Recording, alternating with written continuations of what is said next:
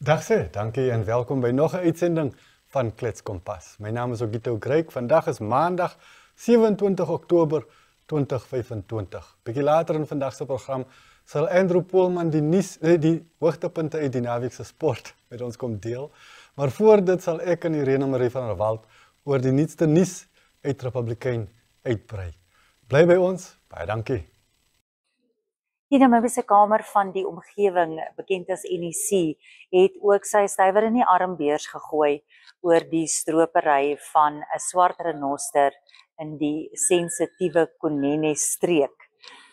Dit het gebeur in die omgewing van 19 Oktober, toe die karkas van 'n bedreigde swart renoster koei gevind is onder 'n swart sak weggesteek en later is die karkas van hierdie swart renoster koei se kalfie ook in die omgewing gevind. Daar heers groot kommer omdat daar mynbou in daai gebied plaasvind. Dit is 'n hoogs sensitiewe omgewingsstreek daai waar die enigste vrylopende swart renosters voorkom.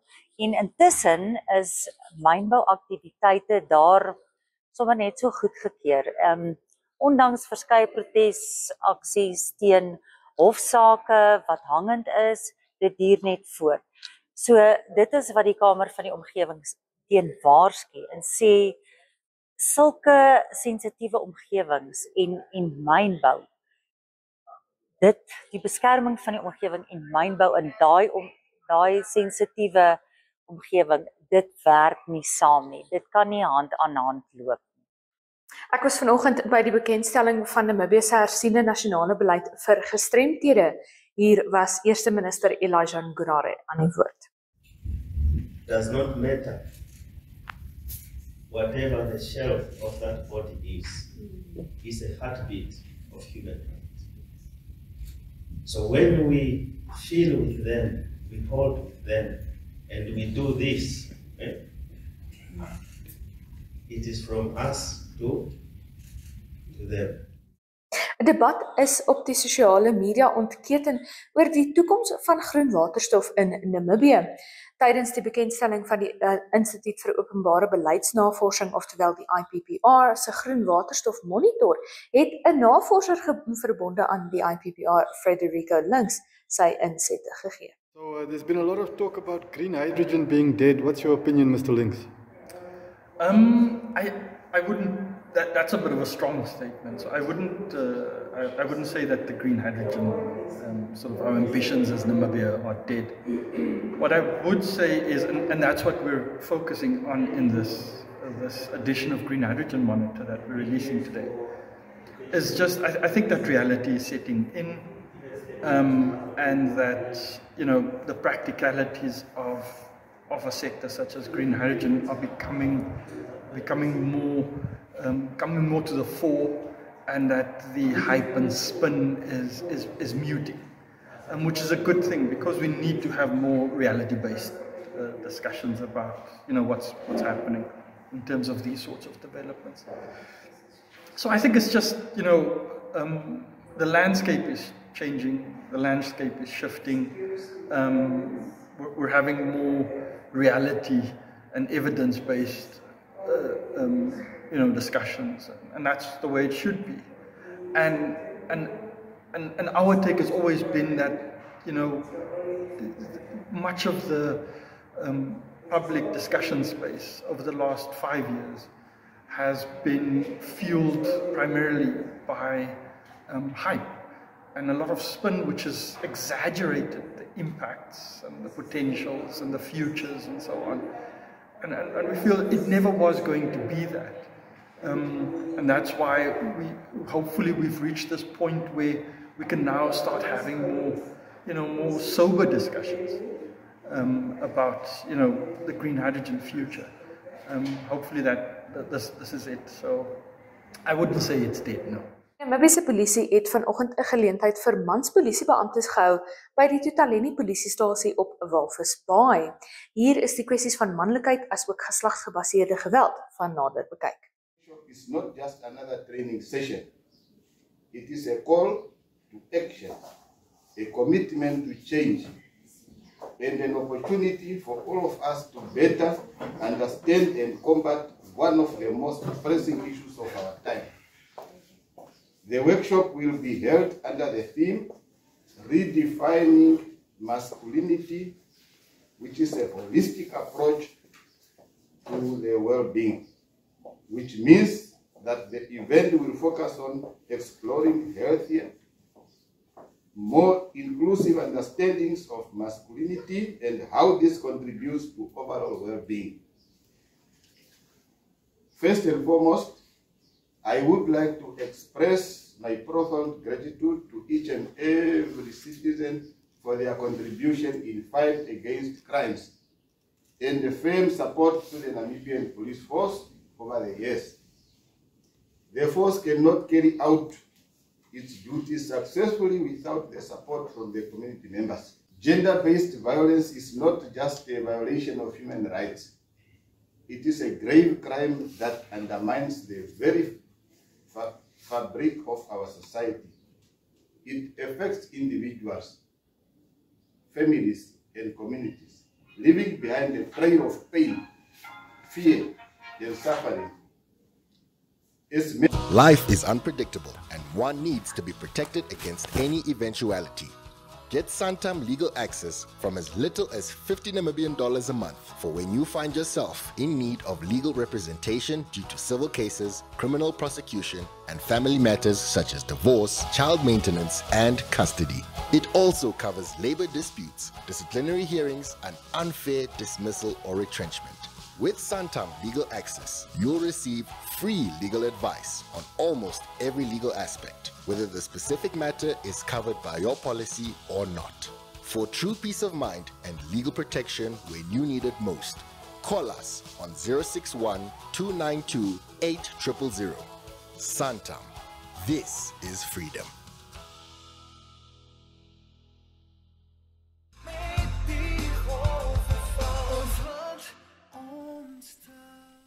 Reg, welkom terug en ouer gewoonte, kom ons loer gou weer in by die weer. Dis nou die weervoorspelling vir môre.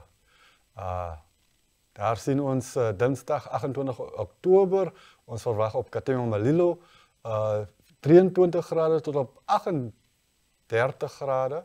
Op Inanna verwag ons vanaf 18 grade tot op 36 grade, op Ruacana vanaf 17 grade tot op 35 grade en daar sal die son heeldag skyn. Tjumeb verwag ons vanaf 21 grade tot op 34 grade, op Maruru verwag ons vanaf 13 tot op 32 en op Gebabes verwag ons vanaf 14 grade tot op 31 grade, dis nou vir môre. Henties Bay verwag ons vanaf 13 grade tot op 16 grade, Walvis Bay vanaf 12 tot op 19, Mariental verwag ons vanaf 11 tot op 27 grade, sonskyn al die pad daar. Keetmanshoop ook 10 grade tot op 26, Loederus vanaf 11 grade tot op 26 en Oranjemund vraag ons môre gaan 'n bietjie koelerig wees in die oggend vanaf 9 grade en later tot op 19 grade is die maksimum.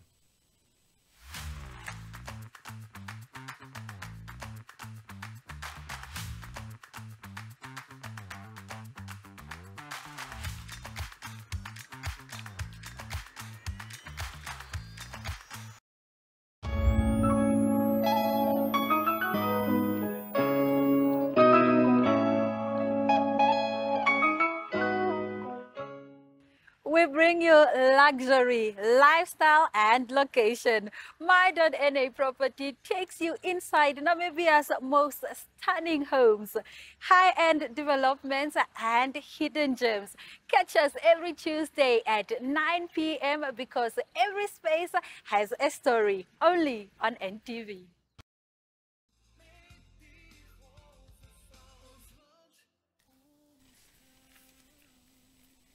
Welkom terug en welkom Andrew Poelman in die ateljee. Hoe gaan dit? Dankie Gito, dit gaan nou right. Mooi. Oor die naweekse sporthoogtepunte, kom ons begin daar by die Sewes rugby. Ja, dis maar waar ek my Saterdag deurgebring het, daar by die Ongos Valley Sewes rugby toernooi daar by die Haggie Geingob stadion. So ek dink 35 wedstryde vir die dag gewees, 8:00 die oggend begin en so 20 minute voor 8 die aand was dan die finaal gewees. So 15 manspanne wat dan in 3 groepe was en dan twee Suid-Afrikaanse spanne wat ook daar ingeskryf was, insluitende dan die span wat uiteindelik gewen het, die Wits Barbarians, so gekombineerde span daar van die Boland en dan nog een ander klub, die Assassins, ook van die Boland wat ook ingeskryf het. So uiteindelik was dit dan die 3 wenners van die 3 groepe wat deurgaan het na die finaal toe. Dit was dan nou die Wits Barbarians. Hulle het in die semifinaal gespeel teen FNB Kudus en uiteindelik daarso hulle semifinaal dan daar gewen met 21-0. Dit was nog 'n baie harde wedstryd geweest. Kudus wat ook goed gespeel het in die toernooi, alder wedstryde met so 30, 40, 50 punte partykeer gewen het. En in die ander semifinaal was dit dan FNB Wanderers wat dan vir FNB Grootfontein uitgeskakel het. Daai telling was dan van 40-10 geweest. En dan so Wanderers dan in die finaal gespeel teen die Wits Barbarians en rustyd gelyk op gewees 7 elk en uiteindelik 1 doelskop wat mis was vir Wanderers en toe 14-12 die eindtelling waarmee die Wits Barbarians gewen het nadat hulle so 18 ure op die bus gery het Windhoek toe. So goeie, hulle het goed gespeel. As hulle moes verdedig het hulle ingeklom en hulle het as hulle kans gehad het hulle ook bietjie magic gemaak partykeer. Okay, en jy het dit geniet? Ja, dit was lekker. Ek dink is nou nie miskien al die klubs is nou nie heeltemal op vol sterkte op die oomblikie. Ja, die Namawiese span het ook voorberei vir hulle toer. Dubai toe, so nie almal van hulle was daar nie. En daar was dan net 1 vroue wedstryd dan gewees. Dit was dan Wanderers wat met 10-0 gewen het, die Wanderers bokkies teen die Rehoboth bokkies. So die vroue speler van die dag was dan Liesel Taugas van Wanderers en die manspeler van die dag was die skramskakel en die kaptein van die Wits Barbarians, Nathan van Wyk. Wonderlik, groot prestasie. So gepraat van klub, ek verstaan daar was bietjie klub cricket. Ja, so 2 wedstryde wat die naweek gespeel is. Die tweede naweek van die Cricket Namawi se T20 Premierliga. So daar in beeld Nicole Lofty-Eaton, die kaptein van CCD Tigers. Hulle dan Saterdag hulle wedstryd gewen teen FNB Wanderers. Met 21 lopies gewen, CCD wat 128 vir 4 opgestel het, Nicole Lofty-Eaton wat 'n 50-tal geslaan het van 30 balle af, en hulle dan vir Wanderers almal uitgehaal vir 107. Tangi Nojoma wat nou net daar in beeld was, hy het so 3 paaltjies vir 13 gevat, en Benji Kongo, hy het dan 3 vir 12 gevat, hy was dan die speler van die wedstryd in daai wedstryd. Wanderers wat die vorige seisoen gewen het, die liga, en hulle het nou 3 wedstryde gespeel, al 3 verloor, so hulle lê dan daar onder in die puntelys op die oomblik. So in die ander wedstryd was dit dan Trustco United wat dan teen VAS Old Boys gespeel het, en United wat dan eerste gekolf het, 169 vir 2 opgestel het, met Gerard van Rensburg wat 46 lopies aangeteken het, Erich von Mollendorf 45 nie uit nie, en Zane Green 48 nie uit nie, van net 26 balle met 5-6 wat hy geslaan het, en daarna het hulle vir VAS Old Boys beperk tot 156 vir 9, en is dan United wat hy wedstryd wen met 13 lopies, so United dan op die oomblik bo aan die puntelys. Wonderlik. En hoe lyk die opkoms vir die cricket? Dit lyk my cricket tel op in ag van gewildheid. Ja, ek dink lyk of die krag miskien dalk so 'n bietjie meer eweredig versprei is tussen die klubs. In vorige seisoene was dit so 'n bietjie voorspelbaar en eensydig as al die goeie ouens by een klub is, en dit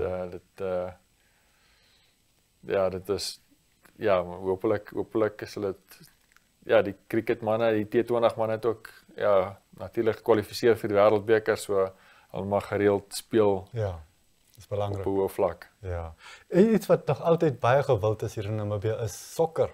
En die naweek was nou die eerste naweek van die Namibia Premier Liga. Ja, so 'n klompie wedstryde wat daar gespeel is. Al die uitslae het ons dan daar, die eerste wedstryd was aan Vrydag aand, UNAM, wat dan daar gelyk op gespeel het in die onafhanklike stadion teen FC Ongos. Dan was daar 3 wedstryde Saterdag. Dalk so 'n bietjie van 'n verrassing daar op Walvis Bay, 11 Arrows wat dan gewen het 2-1 teen Blue Waters.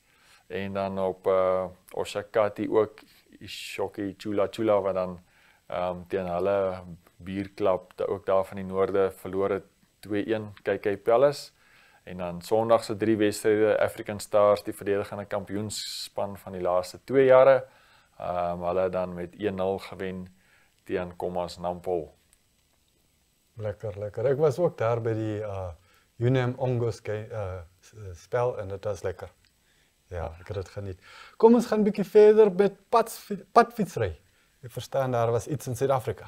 Ja, so 'n klompie Namibiërs wat dan Sondagoggend die Ride Joburg wedren aan deelgeneem het, insluitende Vera Loser, sy met in die vroue resies uiteindelik 4de klaar gemaak.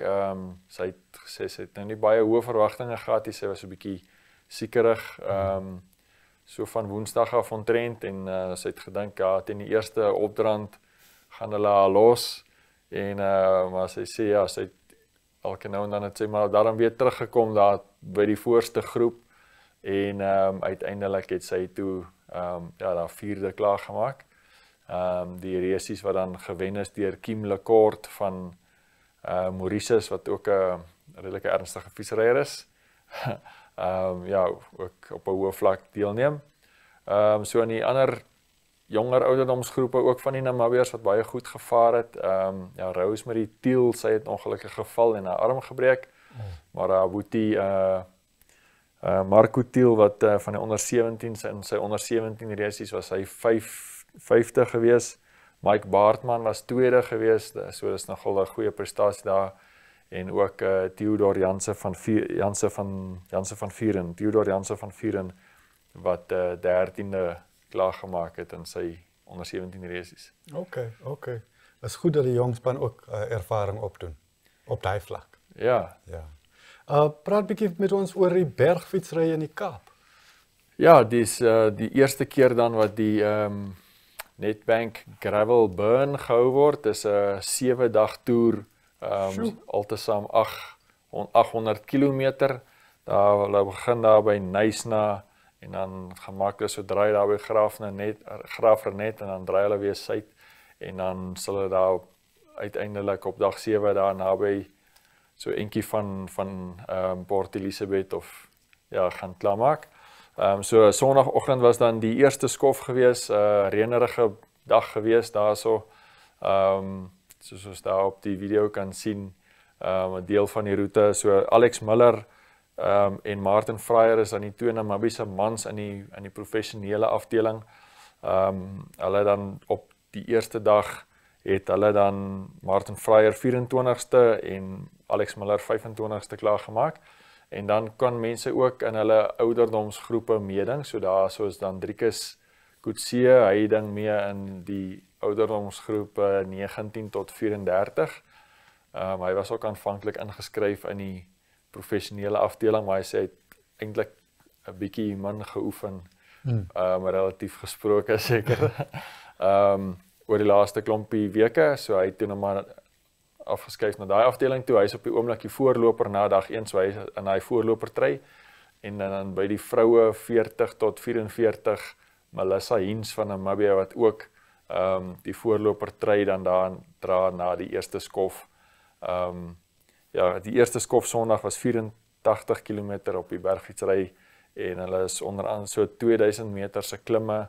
Hulle is daar oor die Prins Alfred pas gewees en ja, is nog 'n uitdagende roete deur dieselfde organiseerders as wat die Cape Epic klompie jare terug op die been gebring het. Ja, en dit duur nog voort. Ja, so dis dan 7 dae. So dan Sondag was dag 1 gewees. Vandag lyk dit my meer die son wat skyn en so vandag bietjie ander omstandighede. Okay, miskien vinniger spoed wat hulle sal bereik vandag. Ja, soos maar dis maar ja, taai klimme en dis maar altyd harde werk. Baie dankie Andrew. En dit dan 'n kykie na die naweek se sporte. Lê daar nog iets voor die week wat waarna ons kan uitsien? Ja, ons het nog nie baie geraak aan die aan die motorsport het ook al by Tony Rust was hy. O ja. Ja, daar was ook heelwat mense daar gewees. Van ons kollegas het ook deur die naweek daar diens gedoen en dit gedek op sosiale media. En die vandag se koerant het ons dan ook die vlugbal wat daar by Swakopmund gespeel was. Ons kollegas van die kuskantoor wat ook daar was. En ja, so dis maar 'n besige naweek gewees. Lekker. Ja, ons bring vir julle die sport en baie dankie dat julle by ons aansluit. Ons is nou weer terug. Bly by ons.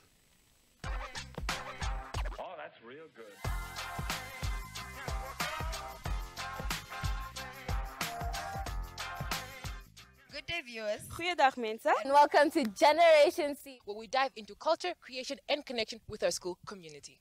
I'm Kopeka Shatunya. Ek is Carla Benz. Ek is Anna Smit.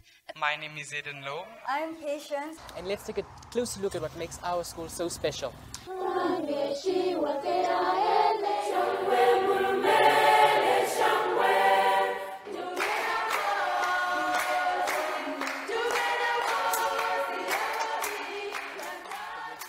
Out on a one-pager in the Republican, the Namibian Sun and AZ.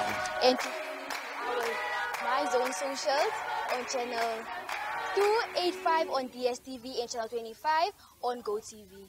That's a wrap from us today from Rosalia Hambo and that's Baza.